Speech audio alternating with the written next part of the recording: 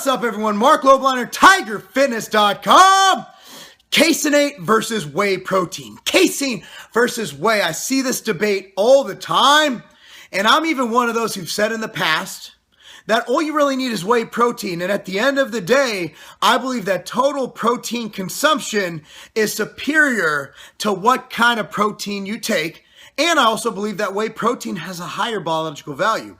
But there's one person in this industry whose opinion I value quite highly. It's someone who is one of the reasons that I like slow digesting carb sources post-workout. He's a guy who I've known for a long time. We've become friendly on multiple levels. And that man is Bruce Neller. And Bruce actually just came out with a casein protein, Giant Sports, delicious casein. Now, you notice about this? It's got great ingredients. You look at it, it has Giant Pro Full Spectrum Bioactive Micellar Casein Complex.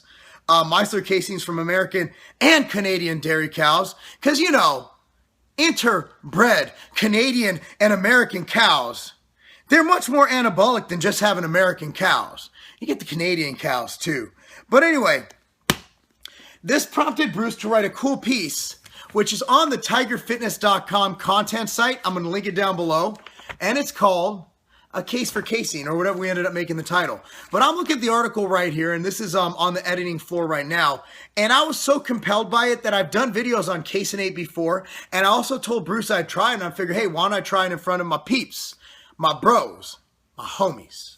You know, so I want to bring up some cool topics he brought up in this article and just go over it with you. One is that, based on the current data, you're likely better off using a casein-based protein product instead of whey protein, unless you are an Olympic athlete, because it's, you know, a fraction of a difference in post-workout. And I can see that. There is data to support that, as well as data to support whey. There's a lot of good published peer-reviewed work that reads on the merits of various types of whey protein, substantially fewer pieces that read on the merits of casein, and essentially a veritable dearth of published work comparing and contrasting the two. Which means that there's not a lot to go on casein. What we do know is that it's a slower digesting form of protein. Well, we assume so. So here's some key pullaways from some studies we're looking at. Whey protein and casein have similar amounts of essential amino acids, with whey having about 8% more at about 50.09 grams of EAA per 100 grams essential aminos, and casein having about 46.53 of the EAAs per 100 grams. Now also note that whey has 11.77 grams of leucine per 100 grams, while there's only 8.7 grams of leucine per 100 grams of casein. Now, whey would be higher in leucine, which is considered the anabolic trigger, the most anabolic of more amino acids. However, it also gives a 34% advantage in net leucine content over casein. However, you would also have to note that casein has way more arginine. Naturally contains a higher amount, close to 25% more weight. So here's the deal, is that the peak, there's a study done, it was a smaller study, so peak insulin levels were on average something like 60% higher in whey protein, and the total insulin increase was on average about 25% higher in the whey protein group than the casein group. Interestingly, plasma IGF-1 levels were essentially equal between the two groups. So, okay, IGF-1 stayed about the same. One would assume that this would have a significant impact on plasma amino acid pools in the whey protein group because of the higher insulin response. But no, it didn't. So the bottom line is they both get into your system. So without delving into super techie molecular chemistry, more data of interest is that you get an earlier anabolic response to whey protein and a prolonged result with casein.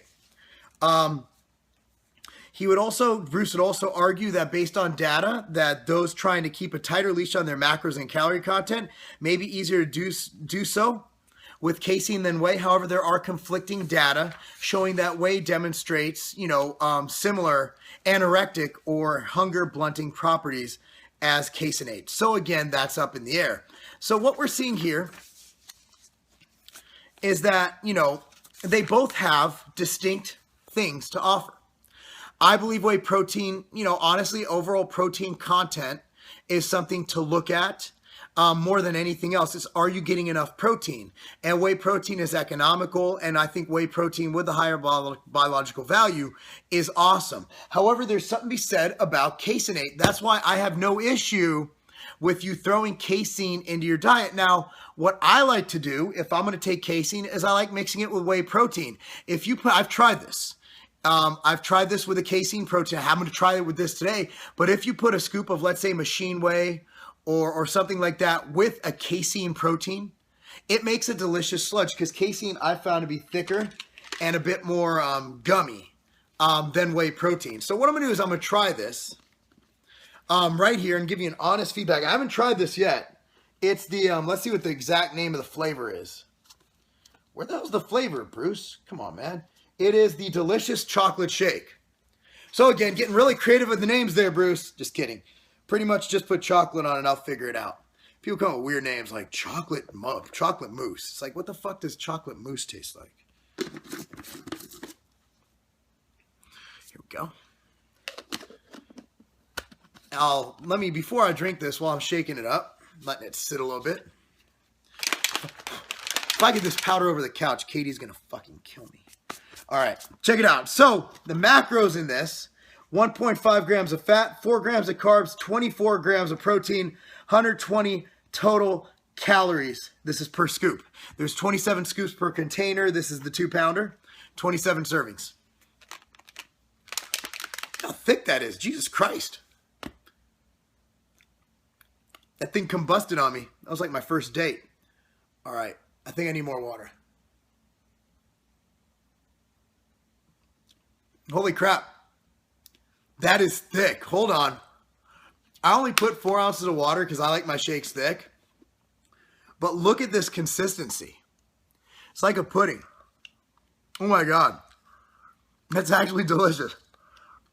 If you want to actually drink your shake, the sludge opportunities with this. Oh my God. I didn't expect this, guys. This is live.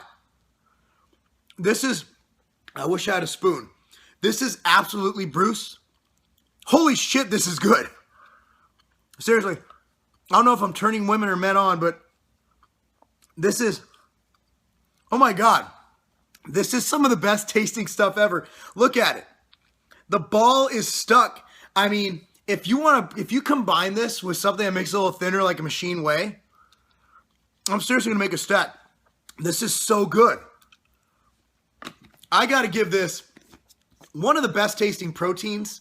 By far the best tasting Casein I have ever tried. I don't care if casein's better or worse than whey. Get that shit to make pudding with.